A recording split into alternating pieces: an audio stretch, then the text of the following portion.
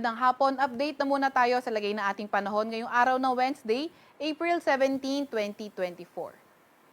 Sa kasalukuyan nga ay etong ridge o extension ng high pressure area, patuloy pa rin yung epekto sa may silangang bahagi ng northern at central Luzon. So kapag ridge ng high pressure area yung nakakaapekto sa isang specific na lugar, asahan natin yung mas mababang cloud development, then mas mababang rainfall, resulting to higher temperatures sa areas na yan. Para naman sa lagay ng panahon, dito sa may Metro Manila at sa ating buong kapuluan, wala naman tayong nakikitang weather system na pwede magdala ng mga pangmalawakang ulan, kaya asahan natin partly cloudy to cloudy skies condition pa rin tayo na may mga tsansa ng mga pag-ulan, pagkidlat at pagkulog. Yung ating mga kasamahan sa Regional Services Division maglalabas ng mga thunderstorm advisory, heavy rainfall warning o hindi kaya rainfall advisory kung kinakailangan. Wala rin naman tayong namomonitor na low pressure area or bagyo sa loob or malapit sa ating Philippine Area of Responsibility.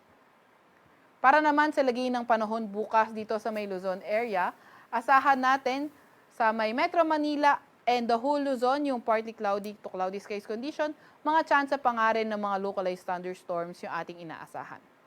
Agwat ng temperatura sa Metro Manila 24 to 35 degrees Celsius, 16 to 25 degrees Celsius sa may Baguio at 26 to 38 degrees Celsius sa may Tugigaraw.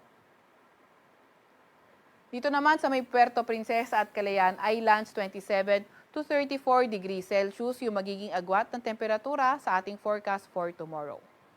Para naman sa lagay ng panahon sa may Visayas at sa may Mindanao area, asahan pa nga rin natin na magpapatuloy yung bahagyang maulap hanggang sa maulap na kalangitan na may mga tsansa ng mga localized thunderstorms.